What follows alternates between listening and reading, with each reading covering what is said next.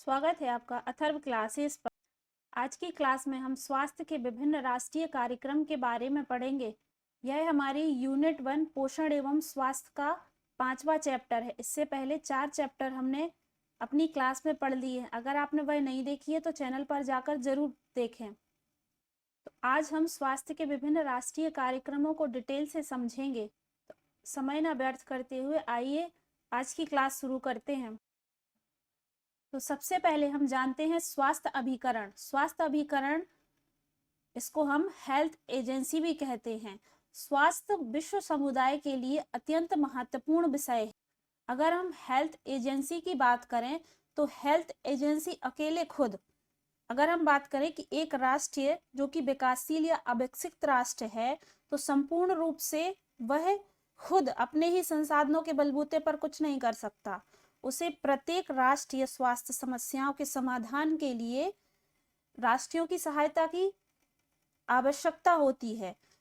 तो इसके लिए अंतर्राष्ट्रीय स्वास्थ्य अभिकरणों की इसमें महत्वपूर्ण भूमिका है। तो सबसे पहले हम अंतर्राष्ट्रीय अभिकरणों के बारे में, इंटरनेशनल एजेंसी के बारे में पढ़ेंगे। तो कुछ महत्वपूर्ण अंतर्राष्ट्रीय स्वास्थ्य अभिकरण तथा भारत में कार्यरत स्वैच्छिक स्वास्थ्य अभिकरणों का संक्षिप्त विवरण नीचे देखेंगे हम। तो सबसे पहले हम जानते हैं कि अंतर्राष्ट्रीय अभिकरण जो कि इंटरनेशनल एजेंसी है। तो कुछ प्रमुख अंतर्राष्ट्रीय अभिकरण निम्न प्रकार हैं, जिनमें कि सबसे पहले हमारा है विश्व स्वास्थ्य संगठन, जिसे हम कहते हैं WHO, वर्ल्ड हेल्थ ऑर्गेनाइजेशन। अगर हम बात करें विश्व स्वास्थ्य संगठन WHO की, तो संयुक्त राष्ट्र की गैर राजनीतिक विशिष्टीकरण स्वास्थ्य संस्था या अभिकरण है। यह कैसी है? गैर राजनीतिक है, जिसका मुख्यालय जेनेवा में है। याद रखिए कि इसका मुख्यालय जेनेवा में है।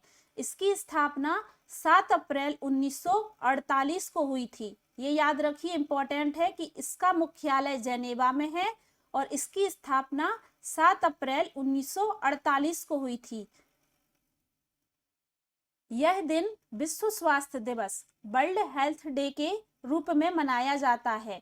तो अगर आपसे पूछा जाए कि विश्व स्वास्थ्य दिवस किस दिन मनाया जाता है, तो वह है 7 अप्रैल को। 7 अप्रैल के दिन विश्व स्वास्थ्य दिवस मनाया जाता है। यह संगठन संयुक्त राष्ट्र का भाग होते हुए भी उसके अधीन नहीं है।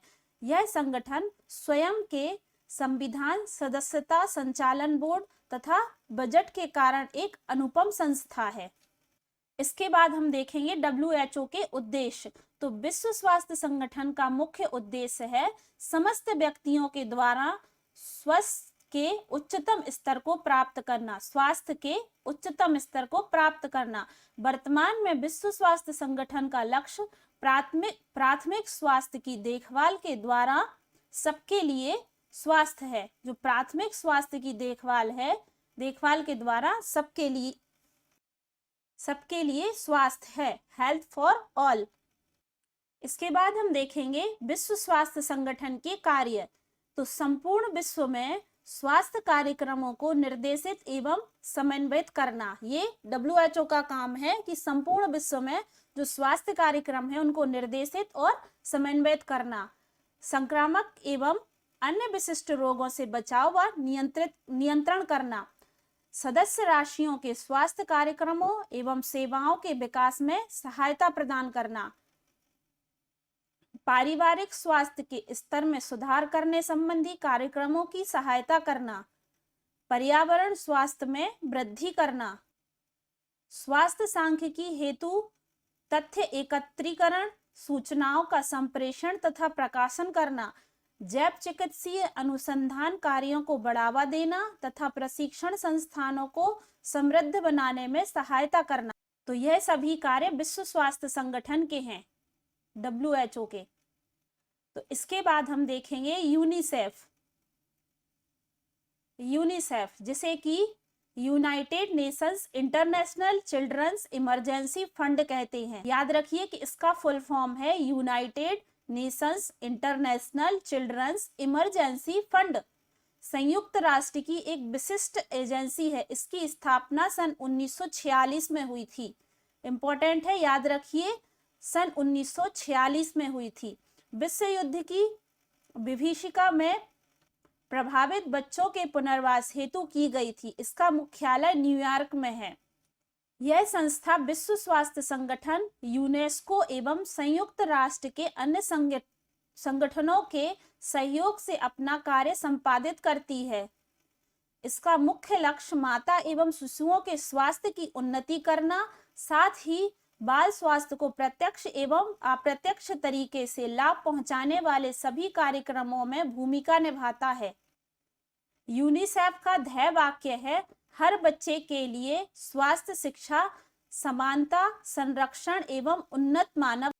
याद रखिए कि यूनिसेफ का जो ध्येय वाक्य है वह है हर बच्चे के लिए स्वास्थ्य, शिक्षा, समानता, संरक्षण एवं उन्नत मानवता। इसके बाद हम अगली एजेंसी देखेंगे, अंतर्राष्ट्रीय red cross, international red cross.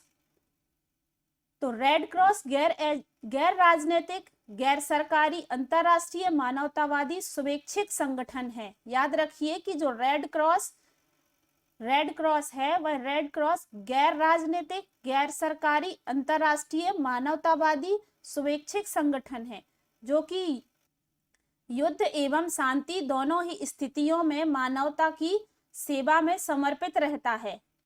इसकी स्थापना सन 1964 में स्विस व्यापारी हेनरी डूनेट द्वारा की गई थी।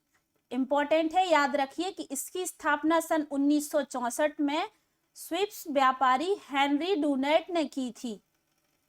सन 1919 में रेड क्रॉस सोसाइटी की लीग का गठन किया गया था। यह विभिन्न राशियों की रेड क्रॉस सोसाइटी के कार्यों में समन्वयता का कार्य देखती है।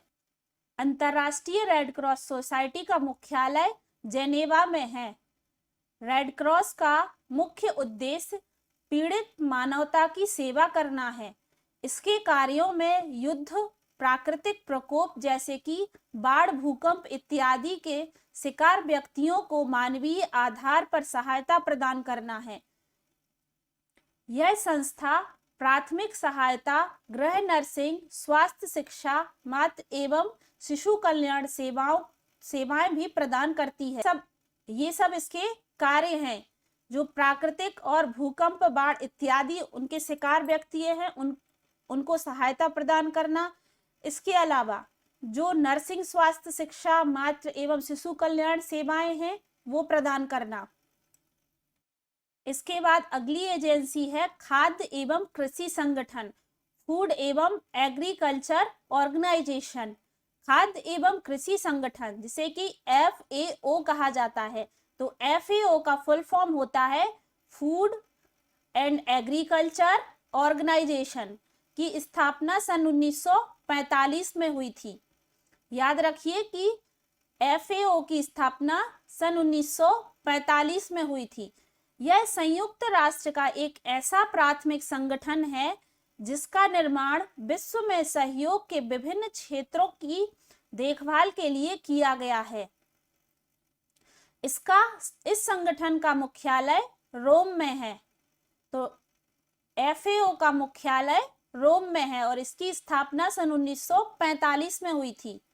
अगर हम खाद्य एवं कृषि संगठन के उद्देश्य की बात करें तो यह है कि नागरिकों के जीवन स्तर में बढ़ोतरी हेतु राष्ट्रों को सहायता देना, सभी देशों के पोषण स्तर में सुधार करना, कृषि, मत्स्य एवं वानिकी है, यहाँ वानिकी की क्षमता में वृद्धि करना, ग्रामीण व्यक्तियों की स्थिति में सुधार करना। तो ये सब खाद्य एवं कृषि संगठन के उद्देश्य हैं। इसके बाद हम अगली एजेंसी की बात करेंगे तो वह है अंतर्राष्ट्रीय श्रम संगठन, इंटरनेशनल लेबर ऑर्गेनाइजेशन। अंतर्राष्ट्रीय श्रम संगठन, जिसे कि ILO कहा जाता है, की स्थापना सन 1919 में की गई थी। सन 1919 में समस्त विश्व में कार्यरत श्रमिकों की श्रम एवं आवास की स्थितियों में सुधार करने हेतु राष्ट्रीय संघ में संबंधित इकाई के रूप में की गई थी।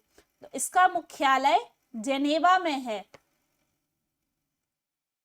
ILO के उद्देश्य की बात करें तो अंतर्राष्ट्रीय गतिविधियों के द्वारा श्रमिकों की आवास एवं कार्य स्थिति में सुधार करना, सामाजिक न्याय को बढ़ावा देते हुए प्रतिष्ठानों में शांति बनाए रखने में सहयोग देना, आर्थिक एवं सामाजिक स्थिरता को बढ़ाना। तो यह थे हमारे ILO के उद्देश्य, जिसमें श्रमिकों की आवास एवं कार्य स्थिति में सुधार लाना है और सामाजिक न्याय को बढ़ावा देना है, आर्थिक एवं सामाजिक स्थिरता को बढ़ाना है। इसके बाद हम बात करेंगे विश्व बैंक की, जिसे कि वर्ल्ड बैंक कहते हैं। यह संयुक्त राष्ट्र का विशिष्टीकृत अभिकरण है। इसका उद्देश्य अपेक्षाकृत गरीब अथवा कम विकासशील देशों में जीवन स्तर को ऊंचा उठाने में सहायता प्रदान करना है। बैंक आर्थिक उन्नति की परियोजनाओं हेतु वित्तीय तथा तकनीकी सहायता प्रदान करना है। विश्व स्वास्थ्य संगठन एवं विश्व बैंक जलापूर्ति, विश्व खाद्य कार्यक्रम, जनसंख्या नियंत्रण, एड्स नियंत्रण आदि अनेक परियोजनाओं को संयुक्त तौर पर संचालित करते हैं। कौन? विश्व बैंक। तो विश्व स्वास्थ्य संगठन एवं विश्व बैंक क्या करते हैं? जलापूर्ति, विश्व खाद्य कार्यक्रम, जनसंख्या नियंत्रण, एड्स नियंत्रण आदि जो अनेक परियोजनाएं चल रही हैं उसको संयुक्त तौर पर संचालित करते हैं। विश्व बैंक सामान्य ऊर्जा, यातायात, रेलवे, उद्योग, कृषि, शिक्षा, परिवार नियोजन, स्वास्थ्य एवं पर्यावरण इत्यादि की परियोजनाओं से विशेष सरोकार रखता है। इसके बाद जो अगली एजेंसी वह है संयुक्त राष्ट्रीय विकास कार्यक्रम, यूनाइटेड नेशंस डेवलपमेंट प्रोग्राम। संयुक्त राष्ट्रीय विकास कार्यक्रम, जिसे कि UNDP कहा जाता है, की स्थापना गरीब राष्ट्रों के मानवीय एवं प्राकृतिक संसाधनों के विकास में सहायता प्रदान करने के उद्देश्य से सन 1966 में की गई थी। याद रखिए कि UNDP की स्थापना सन 1966 में की गई थी। यह तकनीकी सहयोग हेतु आर्थिक साधनों का मुख्य स्रोत है। संयुक्त राष्ट्र विकास कार्यक्रम की परियोजनाएं आर्थिक एवं सामाजिक क्षेत्र जैसे कृषि, उद्योग, विज्ञान, स्वास्थ्य, अस्पताल प्रबंधन, नर्सिंग सेवाएं एवं प्रशिक्षण तथा सामाजिक कल्याण आदि को शामिल करती है तथा आवश्यक सहायता प्रदान करती है। संयुक्त राष्ट्र के सदस्य देश वार्षिक बैठक में मिलकर इस कार्यक्रम के बजट हेतु अंशदान करते हैं। इसके बाद है अगली एजेंसी यूनिसेड, USAID, जिसे कि United state agency for international development. UNICEF का फुल फॉर्म है, एक बार फिर से सुनिए, United states agency for international development. अंतर्राष्ट्रीय विकास के लिए संयुक्त राज्य अधिकरण एवं तकनीकी सहयोग मिशन है। यूनिसेड क्या है? अंतर्राष्ट्रीय विकास के लिए संयुक्त राज्य अधिकरण की एक तकनीकी सहयोग मिशन है। यूनिसेड भारत की मलेरिया नियंत्रण एवं उन्मूलन, फाइलेरिया नियंत्रण, जनरल नर्सिंग, प्राथमिक स्वास्थ्य केंद्रों, चिकित्सा शिक्षा तथा संबद्ध संस्थान, स्वास्थ्य क्षेत्र और जलापूर्ति एवं स्वच्छता हेतु सहयोग प्रदान करता है। वर्तमान में यूनिसेड कृषि तथा परिवार नियोजन कार्यक्रमों में भी सहायता दे रहा है। तो अगर हम यूनिसेड की बात करें तो यह भारत की मलेरिया नियंत्रण एवं उन्मूलन, फाइलेरिया नियंत्रण, जनरल नर्सिंग, प्राथमिक स्वास्थ्य केंद्रों, चिकित्सक शिक्षा तथा संबद्ध संस्थान, स्वास्थ्य क्षेत्रों और जलापूर्ति एवं स्वच्छता हेतु सहयोग प्रदान करता है। इसके बाद हम बात करेंगे राष्ट्रीय स्वैच्छिक स्वास्थ्य अभिकरण, जिसे हम national voluntary health agency of India कहते हैं। तो अब हम इनकी बात करेंगे, जो कि राष्ट्रीय स्वैच्छिक स्वास्थ्य अभिकरण है। अभी हमने इससे पहले अंतर्राष्ट्रीय स्वास्थ्य अभिकरण की बात करी, अब हम राष्ट्रीय स्वास्थ्य अभिकरण की बात करेंगे।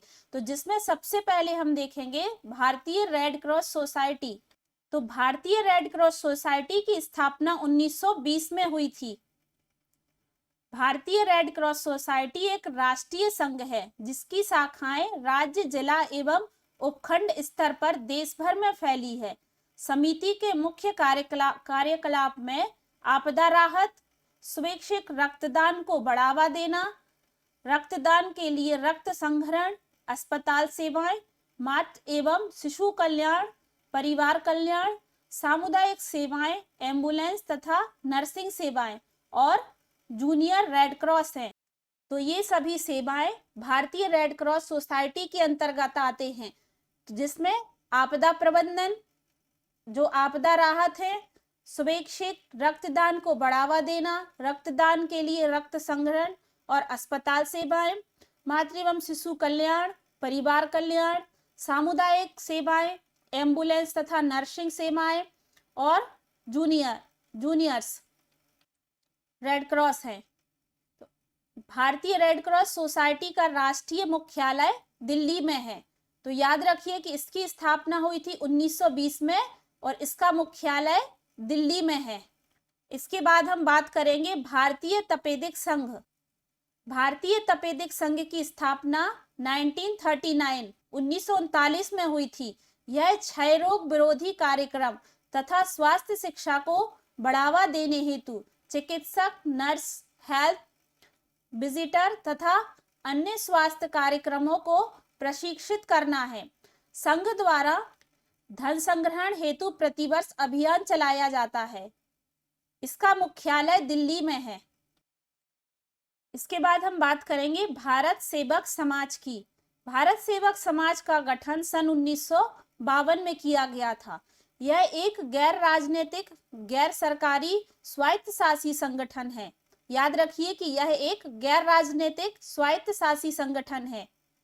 संगठन का जो मुख्य उद्देश्य है व्यक्तियों को अपने स्वयं के प्रयासों से स्वास्थ्य प्राप्ति में सहायता प्रदान करना है। संगठन की जो प्रमुख गतिविधियां हैं, तो गतिविधियों में ग्रामीण क्षेत्रों में पर्यावरणीय स्वच्छता में सुधार लाना सम्मिलित है। भारत सेवक समाज की जो सभी राज्य तथा लगभग सभी जिलों में शाखाएं कार्यरत हैं। इसके बाद बात करेंगे हिंद कुष्ठ निवारण संघ।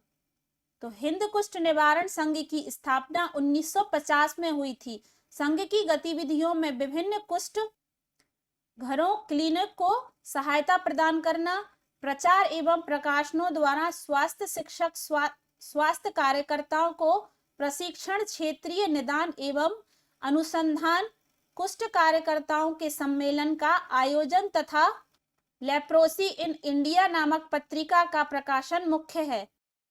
हिंद कुष्ठ निवारण संघ के मुख्यालय की बात करें तो वह दिल्ली में है।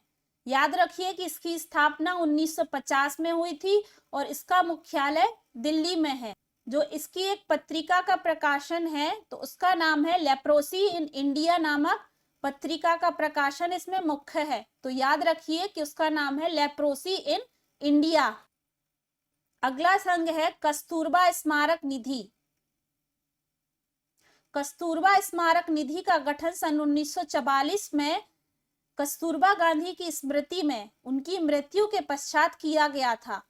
याद रखिए कि यहाँ से प्रश्न बन सकता है कि कस्तूरबा गांधी की स्मृति में उनकी मृत्यु के पश्चात किस गठन का प्रारंभ हुआ, तो वह है कस्तूरबा स्मारक निधि और 1944 में इस कोष को सहायता से गांवों में ग्राम सेवाओं के माध्यम से भारतीय नारियों का स्तर ऊंचा उठाने का प्रयास किया जाता है।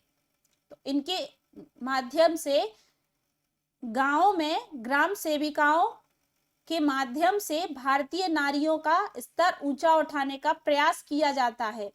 स्मारक निधि का उपयोग नारी कल्याण की कई परियोजनाओं के लिए किया जाता है। अगली है हमारी केंद्रीय समाज कल्याण मंडल, सेंट्रल सोशल वेलफेयर फंड। यह एक अर्ध सरकारी स्वायत्तशासी संगठन है जिसका गठन भारत सरकार द्वारा सन 1953 में किया गया था। इसके कार्य निम्नलिखित हैं।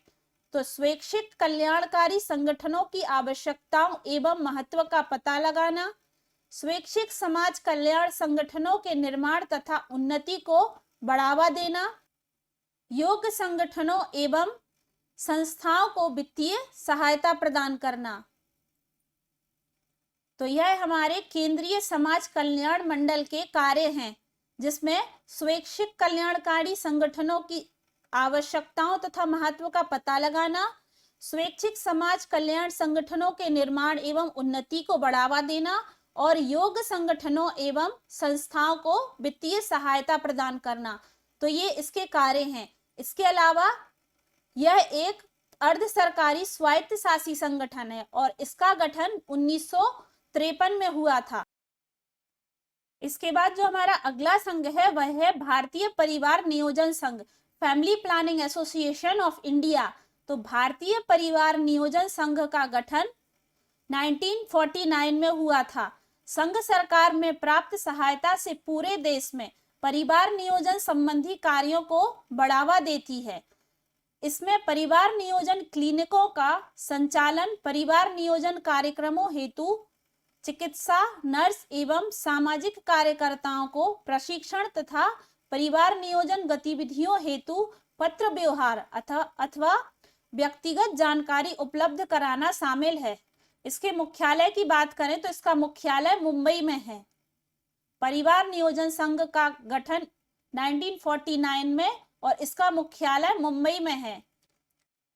इसके बाद है अखिल भारतीय नेत्रहीन जनसमूह, all India blind relief society.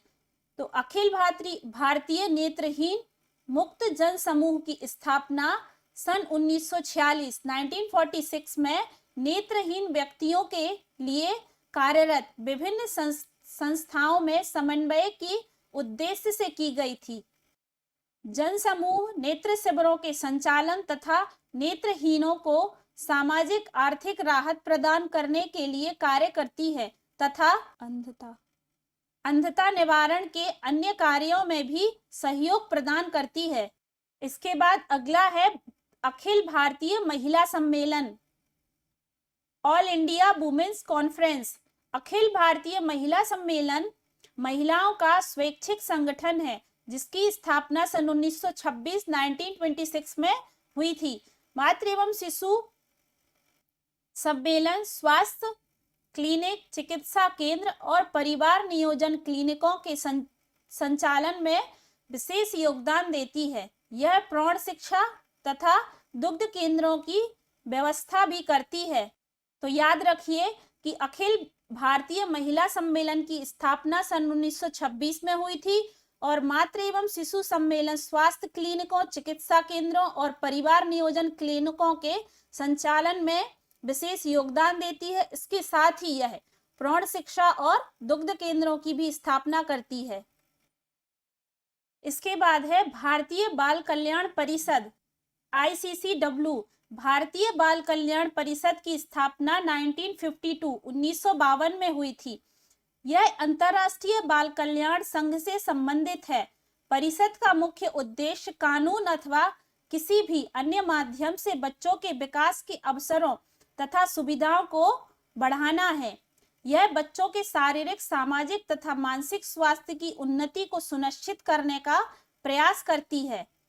तो याद रखिए कि यह बच्चों के शारीरिक, सामाजिक और मानसिक स्वास्थ्य की उन्नति के लिए प्रयास करती है और इसकी स्थापना सन 1952 में हुई थी। तो यह थे हमारे स्वास्थ्य के विभिन्न राष्ट्रीय कार्यक्रम।